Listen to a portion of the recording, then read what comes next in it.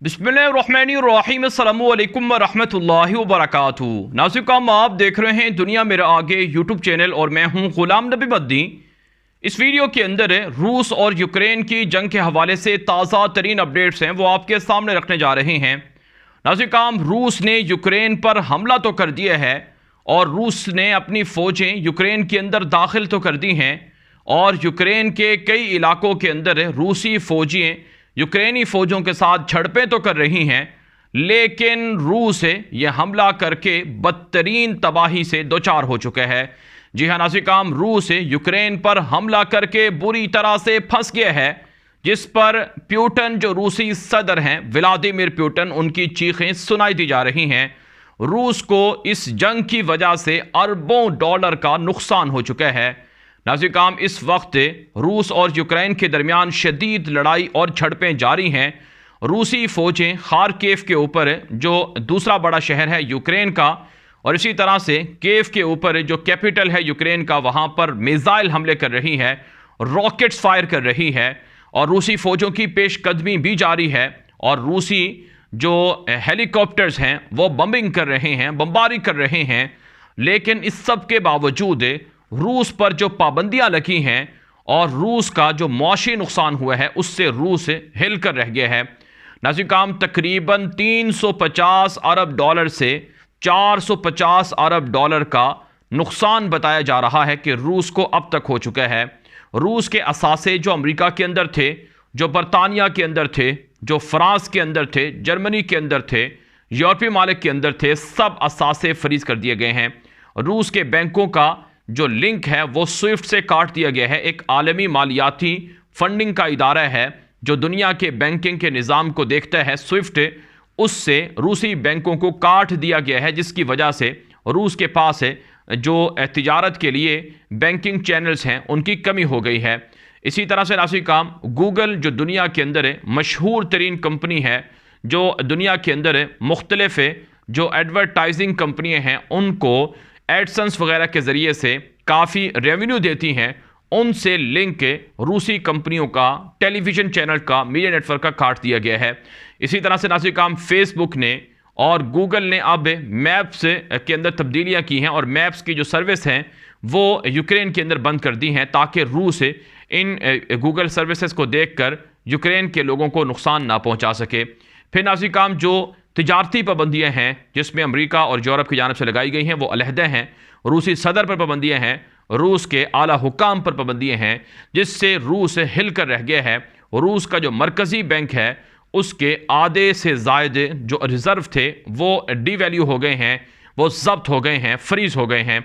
इसी तरह से नाज़रीन, अब रूस की जो करेंसी है वो भी बुरी तरह से मुतासिर हुई है।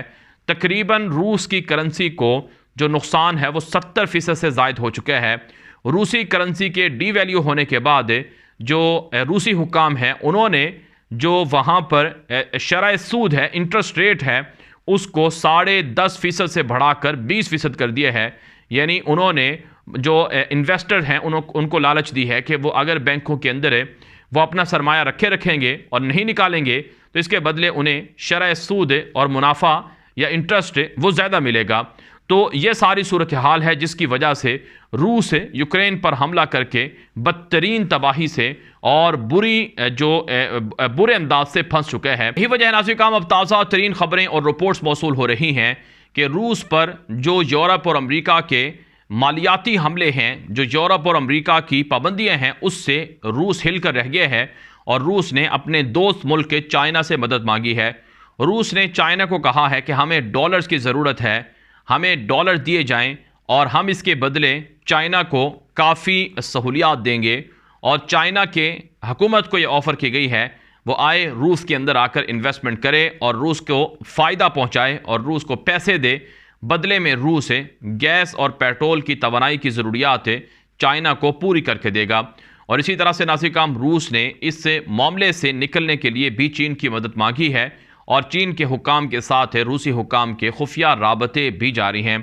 नाज़रीन, आलमी सतह पर जो मग़रबी माहिरीन और मुफक्किरीन हैं, यहाँ तक कि रूस के अपने जो मुफक्किरीन हैं, वो ये राय दे रहे हैं कि रूसी सदर व्लादिमीर पुतिन ने हमला करके बड़ी गलती की है। जिस तरह से माजी के अंदर सोवियत यूनियन के ज़माने में मुख्तलिफ मुल्कों पर रूस ने चढ़ाई करके गलती की थी और नुकसान और खमियाजा ये भुगतना पड़ा था कि अरबों डॉलर बर्बाद हो गए थे, सोने के ज़खायर तबाह हो गए थे और इसी तरह से सोवियत यूनियन के टुकड़े हो गए थे और रूस की आलमी साख मुतासर हुई थी और रूस की बादशाहत भी ख़त्म हो गई थी। ऐसा ही प्यूटन ने किया है। तो बहरहाल नाज़रीन का मजमूई तौर पर देखा जाए तो इस वक्त रूस परेशानी के आलम में है और रूस को यूक्रेन की जंग की वजह से तबाही देखना पड़ रही है। इसमें कोई शक नहीं है नाज़रीन काम कि रूस का यूक्रेन पर जो हमला है इससे तबाही यूक्रेन के अंदर बड़ी हुई है और रूस के अंदर जो रूसी फ़ौजें जो अब भी यूक्रेन के अंदर मौजूद हैं इससे नुकसानात बहुत ज़्यादा हो रहे हैं। आप जानते हैं कई शहर हैं, बसे हुए शहर हैं, बड़ी बड़ी बिल्डिंग्स हैं, प्लाजे हैं, मार्केटें हैं, सड़कें हैं, फ़ौजी छावनियाँ हैं, फ़ौजी अड्डे हैं, मराकज़ हैं, ये सब चीज़ें तबाह कर दी गई हैं रूस की जानिब से। तो इतना भारी नुकसान जो अरबों डॉलर का हुआ है ये शुमार से बाहर है। तो इसलिए हम ये नहीं कह सकते कि सिर्फ नुकसान रूस का हुआ है, बल्कि यूक्रेन का नुकसान कहीं ज़्यादा हुआ है। लेकिन जो यूक्रेन की मदद है वो दुनिया भर से की जा रही है। पूरा यूरोप यूक्रेन की मदद कर रहा है। यहाँ तक खबरें हैं कि यूरोपीय यूनियन ने अपने जंगी जहाज़ यूक्रेन को देने का ऐलान किया है कि यूक्रेन की मदद के लिए जंगी जहाज़ यूरोपीय यूनियन देगा।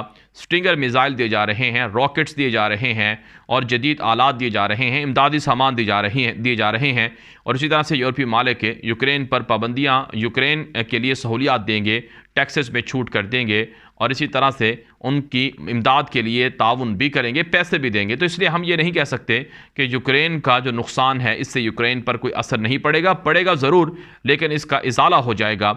इसके मुकाबले में रूस का जो नुकसान है उसका इजाला कई सालों तक शायद नामुमकिन है। अगरचे नाज़रीन काम इस वक्त यूक्रेन और रूस के दरमियान बातचीत बेलारूस के अंदर चल रही है और इस बातचीत के अंदर कोई ना कोई नतीजा निकल सकता है, लेकिन जो हालात हमें नज़र आ रहे हैं कि जंग बंदी का होना मुश्किल है।